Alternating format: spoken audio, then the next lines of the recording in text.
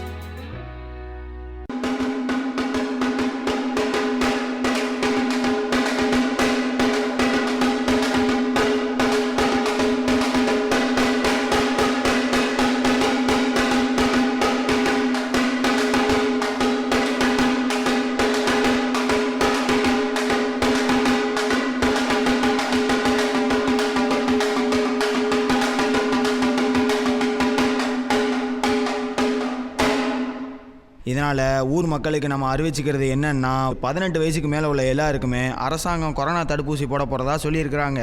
அதனால் நம்ம ஊரில் இருக்கிற 18 வயசுக்கு மேலே உள்ள எல்லாருமே கொரோனா தடுப்பூசி போட்டுக்கணும்னு அறிவிச்சுக்கிறோம்.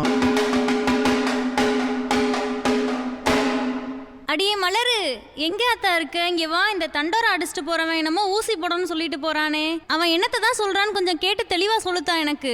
அட பாட்டி, எப்ப பாரு இந்த டிவி முன்னாடி உட்காந்து நாடகத்தை பார்த்துக்கிட்டே இருக்கியே, அதை பார்க்கறத நிப்பாட்டிவிட்டு இனிமே நம்மளை சுத்தி என்ன நடக்குது ஏது நடக்குதுங்கிறத இந்த செய்தியெல்லாம் பார்த்து தெரிஞ்சுக்க. நம்ம ஊர் முழுக்க இந்த கொரோனா தொற்று நோய் பரவிக்கிட்டு இருக்குல்ல, அதை தடுக்கிறதுக்காக நம்ம அரசாங்கம் 18 வயசுக்கு மேல இருக்கிற எல்லாருக்கும் தடுப்பூசி போட போறாங்க. அதை தான் அவர் தண்டோரை அடிச்சு சொல்லிட்டு போறாரு பாட்டி. அப்படியாடி மலர், அவர் சொல்லிட்டு போனாரு. அப்ப நம்ம தடுப்பூசி எல்லாரும் கண்டிப்பா போட்டுக்கலாமா? ஆமா பாட்டி, 18 வயசுக்கு மேல உள்ளவங்க எல்லாருமே தடுப்பூசி போட்டுக்கலாங்கிறத தான் அவர் சொல்லிட்டு போறாரு. ஆனா ஒவ்வொருத்தரும் தடுப்பூசி போட்டுக்கணுமா வேணாமாங்கிறது அவங்க எடுக்கிற முடிவுல தான் இருக்குது. நம்ம அரசாங்கம் எல்லாரும் இந்த தடுப்பூசியை போட்டுக்கோங்க, அது உங்களுக்கும் நல்லது, உங்களை சுத்தி இருக்கிறவங்களுக்கும் நல்லதுன்னு சொல்றாங்க. அவங்களோட அறிகுறியை கேட்டு நம்ம என்ன பண்ணணுங்கிறத நம்ம தான் முடிவு பண்ணணும். ஏன் பாட்டி, பேசாம நம்ம 2 பேரும் போய் ஊசி போட்டு வந்துருவோமா? உனக்கோ வயசாயிருச்சு, எனக்கோ வெளியில போக வேண்டிய கட்டாய வேலையெல்லாம் இருக்கு நிறையா. பேசாம 2 பேரும் ஊசி போட்டுடலாம், அதுதான் நல்லது. அடியே, என்ன எதுக்கடி ஊசி போட சொல்ற? நான் தான் அரசாங்கம் சொன்னதுல இருந்து வீட்டை விட்டு வெளியே போறதே இல்லையே, எனக்கு எதுக்கடி தடுப்பூசி போடணும்? வீட்டுக்குள்ளேயே இருந்தா வராதுங்கிறதுலாம் உத்தரவாதம் கிடையாது பாட்டி. நான் வெளியில போயிட்டு வரேன், வேலைக்கு போக தானே வேணும். நான் போயிட்டு வரும்போது ஒருவேளை எனக்கு தொற்று வந்து அது உனக்கும் வந்துடுச்சுன்னா அதுக்கு தான் சொல்றேன். ஊசி போட்டுக்கிறதுங்கிறது நம்மளோட நல்லதுக்காக தான் அரசாங்கம் சொல்றாங்க. முன்னெச்சரிக்கையா இருக்கிறது நல்லது தானே? இல்லடி மலரு, எனக்கெல்லாம் வேணாம். நான் வயசானவ, இதெல்லாம் தடுப்பூசிலாம் விலை கூட இருக்கும். நீ ஏன் போட்டுக்கத்தா? பாட்டி, உனக்கு ஒரு விஷயம் தெரியுமா? நம்மளோட அரசாங்கம் ஊசி போட ஆரம்பிச்சும் போது வயசானவங்களுக்கு தான் முதல் உரிமை கொடுத்தாங்க. ஏன்னா வயசானவங்களுக்கு இந்த நோய் வந்தால் ரொம்ப கஷ்டப்படுவாங்கன்னு சொல்லிட்டு அவங்களுக்கு தான் இந்த ஊசிங்களை போட ஆரம்பித்தாங்க. அதுக்கப்புறம் படிப்படியாக தான் 45 வயசுக்கு மேலே உள்ளவங்க போடலான்னு சொன்னாங்க. இப்போ மே 1ஆம் தேதியிலேருந்து 18 வயசுக்கு மேலே இருக்கிறவங்க போடலான்னு சொல்லியிருக்கிறாங்க. அப்புறமா நீ யோசிச்சுட்டு இருக்கிற மாதிரி இந்த ஊசிலாம் ஒன்றும் விலை கூடலாம் கிடையாது. இந்த தடுப்பூசியை மக்களுக்கு எல்லாருக்குமே அரசு சார்ந்த மருத்துவமனைகளில் இலவசமாக தான் எல்லா மக்களுக்கும் இந்த தடுப்பூசியை போட்டுட்டு வராங்க. இலவசமாடி மலர் போடுறாங்க. சரி, எனக்கு வேற சக்கரை வியாதி, ரத்த அழுத்தம்னா வேற இருக்கு. அதுக்கு வேற டெய்லியும் மாத்திரை சாப்பிட்டுட்டு இருக்கேன். இதில் இந்த தடுப்பூசி போடலாமான்னு வேற எனக்கு தெரியலையே. உன் சந்தேகம்லாம் கரெக்டு தான் பாட்டி, எனக்கு புரியுது. உன்ன மாதிரியே சுகர் இருக்கிறவங்க, பிபி இருக்கிறவங்கலாம் தான் இந்த நோயினால் பாதிக்கப்படுறதுல நிறைய வாய்ப்பு இருக்குன்னு நம்ம கவர்மெண்ட் சொல்கிறாங்க. அதனால சுகர், பிபி ரொம்ப நாளாக நோய் இருக்கிறவங்க தான் இந்த தடுப்பூசியை போட்டுக்கணும்னு நம்ம அரசாங்கம் சொல்கிறாங்க. இதையும் மீறி உனக்கு சந்தேகம் இருந்துச்சுன்னா தடுப்பூசி போடுற இடத்துலையே ஒரு டாக்டர் இருப்பாங்க. அவங்க உன்னை செக் பண்ணி பார்த்துட்டு உனக்கு இந்த தடுப்பூசி போடலாமா வேணாமாங்கிறத பரிசோதிச்சுட்டு தான் உனக்கு தடுப்பூசி போடுறதுக்கே அனுப்புவாங்க. அதனால எந்தவித பயமும் உனக்கு தேவையில்லை பாட்டி. அப்படியாடி மலர் சொல்ற? டாக்டர் பரிசோதிச்சுட்டு தான் எனக்கு ஊசி போடுவாங்களா? ஆனாலும் எனக்கு சின்ன வயசுல தடுப்பூசி போட்டப்ப கைகால்லாம் கடுக்கும், தூக்கமே வராது, இப்படியெல்லாம் எனக்கு ஒவ்வாமையா இருந்துச்சு. அதனாலே எனக்கு தடுப்பூசி போடுறதுனா இன்ன வரைக்கும் பயம்தான். பாட்டி, நீ என்ன சின்ன குழந்தையா ஊசி போட எனக்கு பயமா இருக்குன்னு சொல்லிக்கிட்டு இருக்க?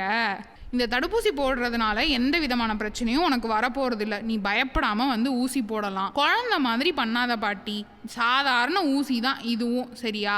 ஊசி போட்டதுக்கு அப்புறம் அரை மணி நேரம் ஊசி போட்ட மருத்துவமனையிலே நம்ம இருந்துட்டு ஊசி போட்டதுனால ஏதாவது தலைவலியோ உடல் வலியோ உடல் சோர்வோ இருக்கான்னு நம்ம பார்த்துட்டு நம்ம வந்துடலாம். அப்படி ஏதாவது நம்மளுக்கு பிரச்சனை இருந்துச்சுன்னா அங்கே இருக்கிற மருத்துவர் உடனடியாக நம்மளுக்கு உதவி செய்வார். அவ்வளோதான் பாட்டி, வேற ஒரு பிரச்சனையும் கிடையாது. பயப்படாம வா, நம்ம போய் ஊசி போடலாம்.